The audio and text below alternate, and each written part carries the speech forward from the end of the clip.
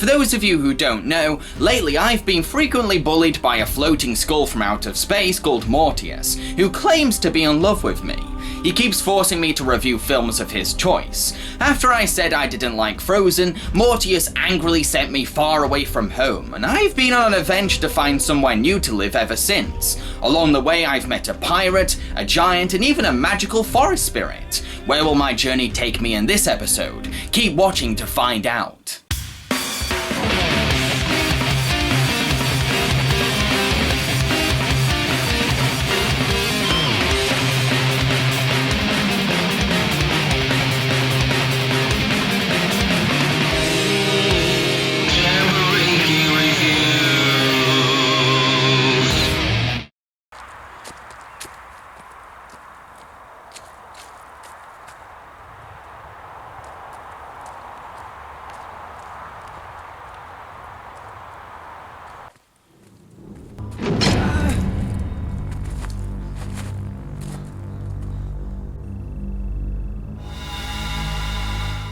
Ugh, Mortius.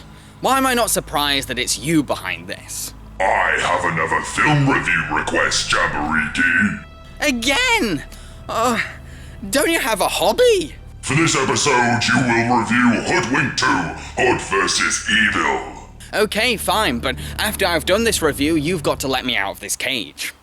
Howdy folks, Jambareeqi here, and in this episode I'm going to review Hoodwinked 2, Hood vs. Evil, but before I do, let's talk about the first film. Hoodwinked is a fairy tale comedy that subverts the Red Riding Hood story into a crime case. While I know many people really like it and it does have a strong fan base, personally I found it to be a really difficult film to sit through because I thought it was unfunny, annoying, cringy, and very atrocious to look at. I really didn't like it. With all that being said, let's discuss the sequel. Hoodwinked 2, Hood vs. Evil follows the characters from the first film, who've now joined the Happily Ever After Agency, a spy team assigned to protect fairy tale characters. While Red was busy training at the Kung Fu Baker's sisterhood, her granny was kidnapped along with Hansel and Gretel. Red must team up with the Big Bad Wolf to save the kidnapped victims, but they fail to work together because of their opposing investigation methods. Can Red and Wolf get along to save the day?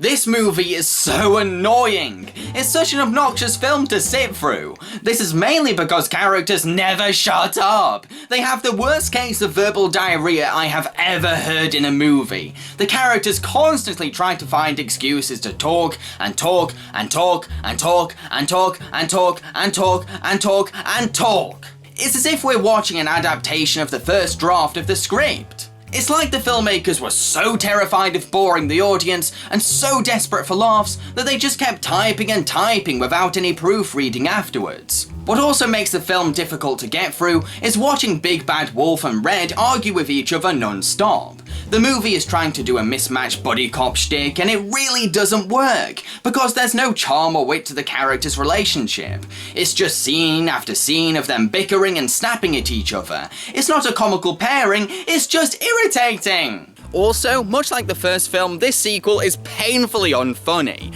It's like a guide to how not to make a comedy movie.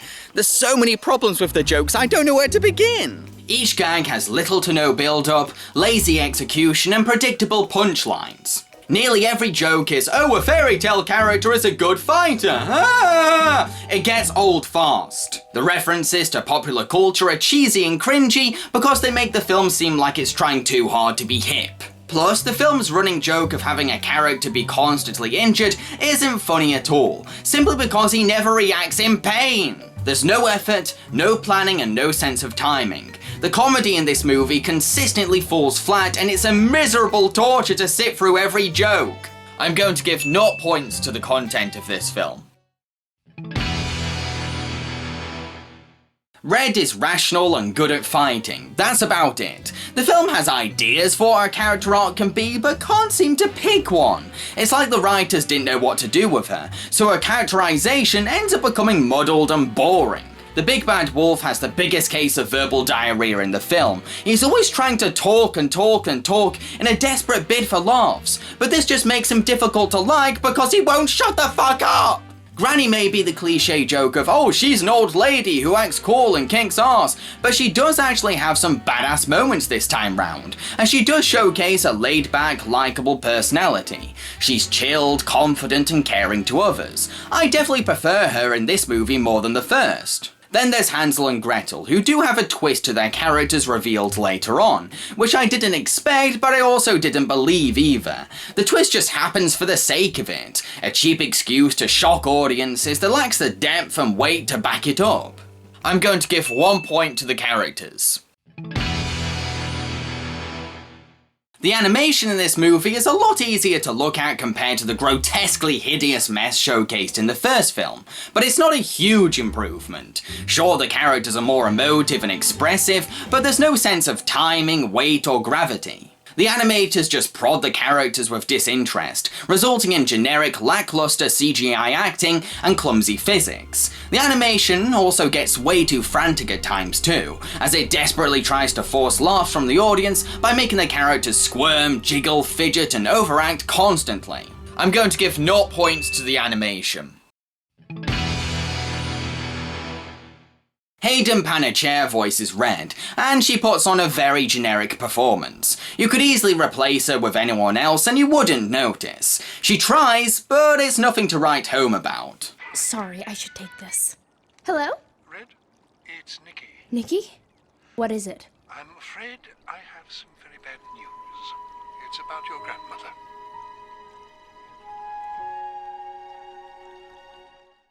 Patrick Warburton voices Big Bad Wolf, and this is possibly Patrick's worst voice performance I have ever heard. He sounds like he doesn't give a flying shit about what he's reading, and there's no conviction behind his voice at all.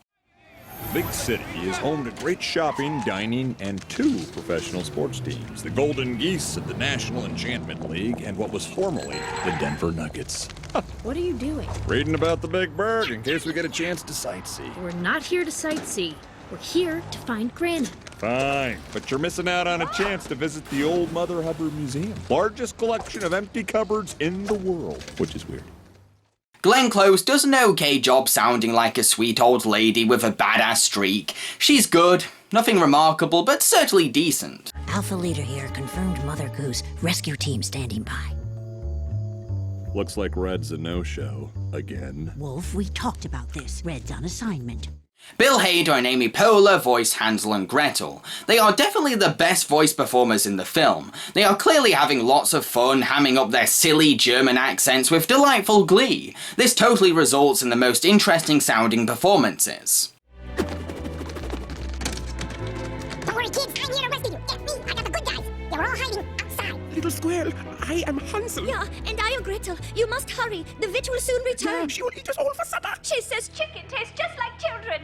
Yeah! I'm going to give 2 points to the voice acting. The original music for this movie is actually kind of good. It's nothing special, but there is some level of effort behind it. It tries to have the same scope and magnitude as any Hollywood spy movie by providing some bold, exciting orchestral pieces, each of which are clearly inspired by the likes of James Bond and Mission Impossible. It's not exactly ear-catching, but when I went back to listen to it, I did like what I heard and recognized the production value. I'm going to give 3 points to the music. To conclude, Hoodwinked 2 Hood vs. Evil is a disastrous train wreck. It's a lazy, boring, and annoying snooze fest. I don't think that even fans of the first film will enjoy it. It's that bad. Ugh. Hoodwinked 2 has gained a total of 6 points, which translates to 1¼ hooded strawberries out of 5. If you enjoy such activities as listening to babies crying or medieval torture, then you'll love this movie. Okay, Mortius, I've reviewed the movie, now let the cage off me.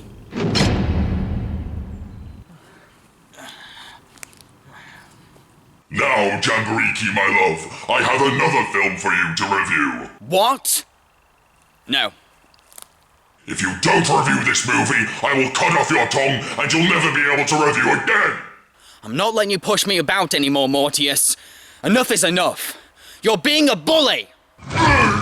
Don't criticize me, it hurts. You're just a sociopathic, psychopathic, spoilt brat! You use immoral methods to get what you want. That means that you are a vile piece of work. And you know what else? You say that you're in love with me. But if you truly loved me, from the bottom of your heart, then you wouldn't treat me like shit.